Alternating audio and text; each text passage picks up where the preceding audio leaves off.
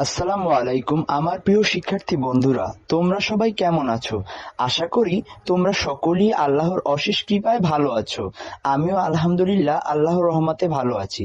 তো আজকে আমি তোমাদের সাথে 10টি ইংরেজি ওয়ার্ড নিয়ে আলোচনা করব ও তার অর্থ নিয়ে আলোচনা করব এবং এটা কোন পার্টস অফ স্পিচে আছে সেটাও বলবো ইনশাআল্লাহ।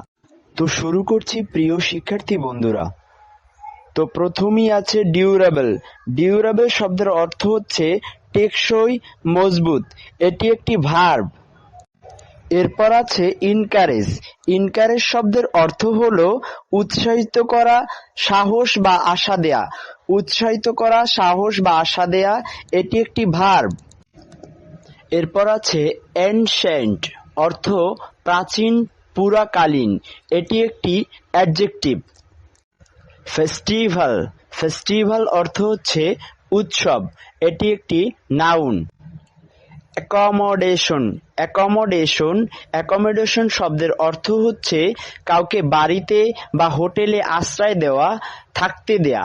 এটি একটি নাউন। ফেসিলিটি অর্থ সুযোগ সুবিধা। এটি একটি নাউন। বিউটিফুল। বিউটিফুল শব্দের অর্থ হচ্ছে সুন্দর। এটি একটি অ্যাডজেক্টিভ। এলিগেন্ট। এলিগেন্ট শব্দের অর্থ হচ্ছে সুরুচিপূর্ণ বা মার্জিত। এটি একটি অ্যাডজেক্টিভ। কমপ্লিকেট। কমপ্লিকেট শব্দের অর্থ হচ্ছে কোনো কিছুকে জটিল করা। এটি একটি ভার্ব। হারমোনি। হারমোনি অর্থ হচ্ছে মিল, ঐক্য, সাদৃশ্য। এটি একটি নাউন।